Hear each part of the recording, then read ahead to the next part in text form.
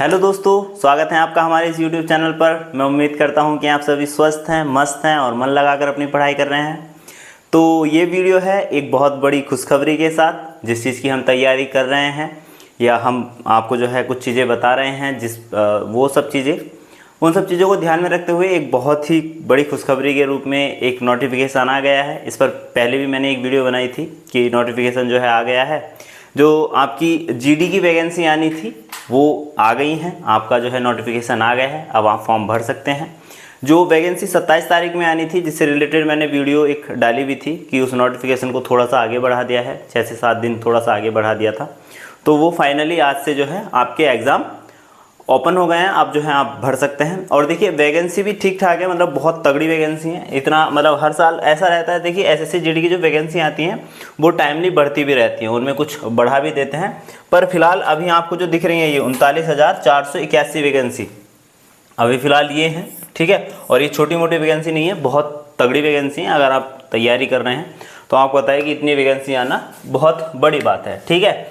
तो आज समझेंगे सारी चीज़ों के बारे में, मतलब जो भी चीज़ें हैं संपूर्ण जानकारी के रूप में एक ये वीडियो रहेगा और हम आपके लिए क्या क्या चीज़ें लेकर आए हैं उन सब चीज़ों के बारे में बात करेंगे। चलिए फिर शुरू करते हैं। तो सबसे पहले आपको पता चल गया कि एसएससी जीडी का 2025 का 25 में ही आपका जो है अब ये सारा प्रोसेस होना है, तो इसलिए 2025 का नोटिफिकेशन है। 39,481 वैकेंसी हैं आपकी, ठीक है। तो ये सब चीज़ें हैं और बाकी चलो देख ले रहे हैं।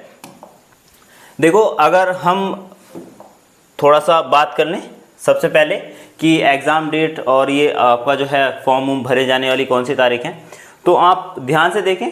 जो आपकी तारीख है वो अब से यानी कि 5/9/2024 से फॉर्म जो है आपके अप्लाई होने स्टार्ट हो गए। यानी कि 5 तारीख से आपके फॉर्म अप्लाई हैं, आप कर सकते हैं। और जो लास्ट डेट है वो रखी गई है आपकी 14/10/2024, यानी लगभग पूरे 1 महीने का समय है, उससे थोड़ा सा ज़्यादा समय है आपके पास फॉर्म अप्लाई करने का। तो फॉर्म अप्लाई कर दीजिए, ठीक है। और जो आपका करेक्शन डेट है, करेक्शन यानी अगर कोई दिक्कत हो जाती है, बाय चांस अगर कोई प्रॉब्लम हो जाती है तो आपकी जो है वो एक तारीख रखी गई है आपकी 5 से 7 नवंबर के बीच में, ठीक है। एग्ज़ाम डेट जो यानी सीवीटी फर्स्ट आपका एग्ज़ाम होना है, उसकी कोई स्पेसिफिक डेट तो नहीं है कि आपकी कोई परमानेंट डेट है, बट एक बता दिया कि जनवरी से लेकर फरवरी, यानी कि वही जैसा कि मैंने बताया 2025 में सारे प्रोसेस इसके स्टार्ट होने हैं। तो आप मान के चलिए कि 2025 की जनवरी फरवरी तक आपका एग्ज़ाम हो जाएगा, ठीक है।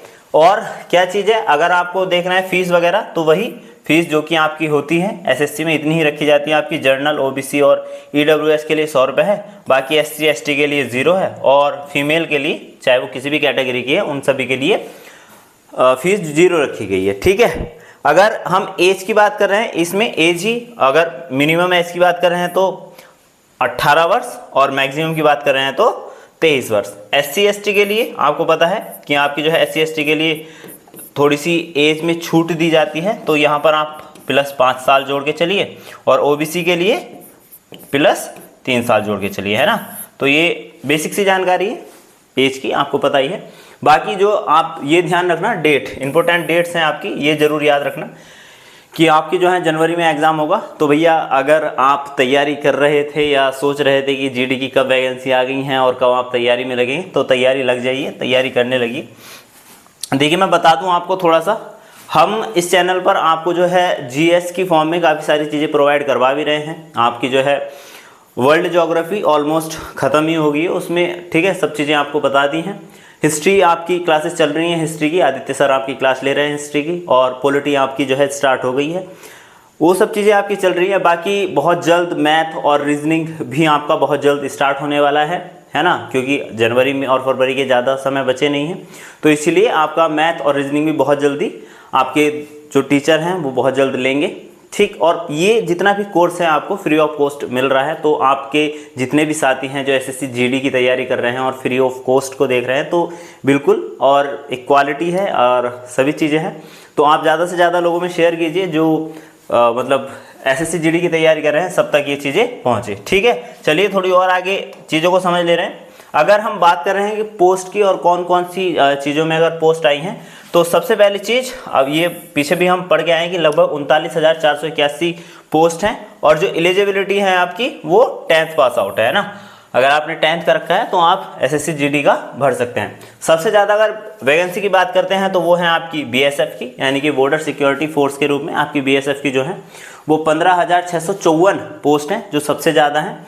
उसके बाद आपकी CISF की हैं जो कि 7,145 हैं। उसके बाद आपकी CRPF की है, ये दूसरे नंबर पर है। पहले नंबर पर आपकी जो है BSF है, और दूसरे नंबर पर सबसे ज़्यादा जो वैकेंसी है वो आपकी CRPF की है, 11,541। और उसके बाद जो है आपकी है सबसे, और उससे ये मतलब एक तरीके का पूरा डाटा है आपके पास, ठीक है।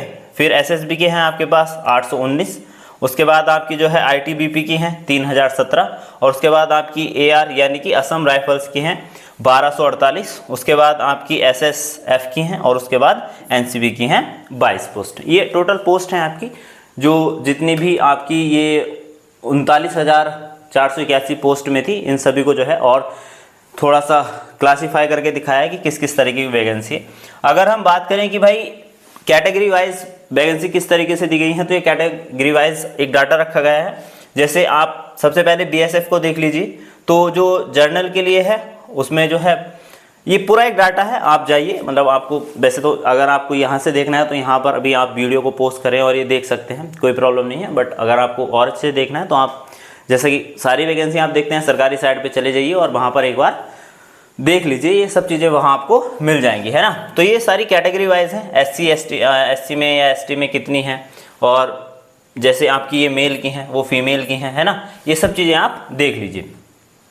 जैसे SSB में जो है महिलाओं की 0 है, और आपकी जो SSF है उसमें भी 0 है। बाकी सब में जो है महिलाओं के लिए भी, यानी कि फीमेल कैंडिडेट के लिए भी ये सब चीज़ें आपकी बताई गई हैं, ठीक है। थोड़ा और एक चीज़ और समझ लीजिए, जो फिजिकल एलिजिबिलिटी को लेकर बहुत बच्चों के डाउट रहते हैं कि ये कैसे होता है, चेस्ट हाइट वो सब चीज़ें क्या होता है। तो इस सब चीज़ों के बारे में बताया गया है कि आपकी जो है जो मेल हैं उनकी बात करी जा रही है। अगर हम हाइट की बात करते हैं तो आपकी 170 सेंटीमीटर की जो है हाइट होनी चाहिए, और जितने भी ये सब हैं मतलब OBC SC और जनरल सभी के लिए, और जो भाई मेल हैं ST वाले है ना, तो उनके लिए इसमें थोड़ी सी छूट कर दी गई है, तो 162.5 के आसपास रखी गई है।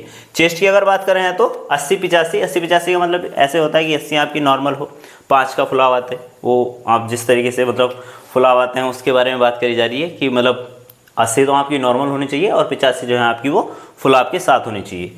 और जो रनिंग है वो जो है आपकी 5 किलोमीटर 24 मिनट में है। जैसे कि आप सभी को पता है, अगर आप SSC GD की तैयारी कर रहे हो तो भाई आपका फिजिकल भी ठीक ठाक होना चाहिए। अब देख लो 5 किलोमीटर रनिंग करनी है आपको 24 मिनट में, ठीक।